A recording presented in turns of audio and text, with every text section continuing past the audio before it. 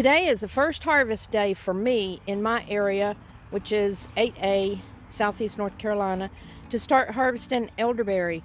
A lot of my elderberries are ready to be harvested, which is early. I normally don't get ripe berries until the end of August or sometime in September. But our weather has been really different this year. We had a longer, cooler spring than we normally do, and I guess that played a role. Look at that. It played a role in the elderberries getting ready and ripening early. So I will be harvesting elderberry for quite a while. Today is the first day.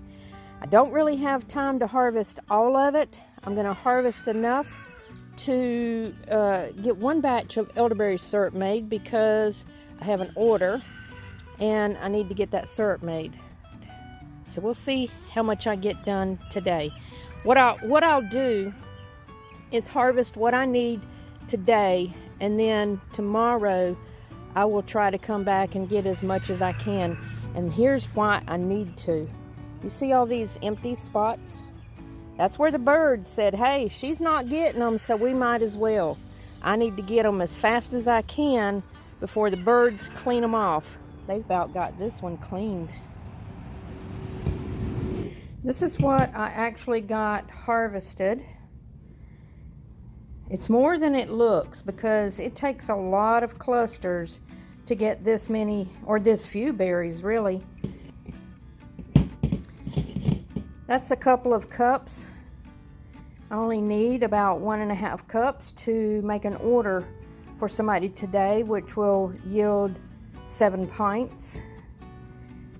And the rest of them, what I do is I will store them in the freezer until I have a significant amount to put in the dehydrator. I will dehydrate them, and then I have the dried berries all through the winter and into next spring.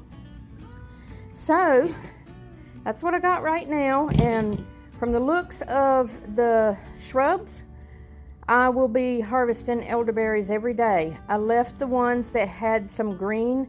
The clusters never ripen all at the same time, and they're mixed with ripe berries and green berries. I leave them until they all turn purple. I don't want to get green berries mixed in, and I will have to rummage through all of this and pick out the little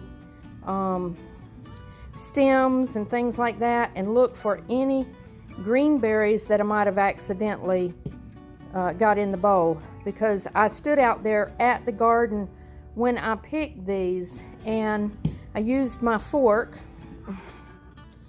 this fork, and pulled the berries off the stems and clusters while I cut them. I didn't want to bring all that stuff inside, and I did find some leaf-footed bugs and some stink bugs on there.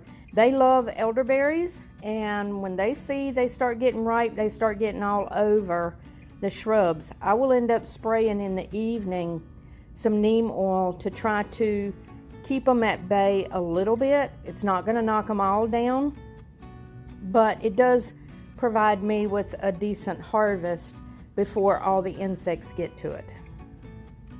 See you later.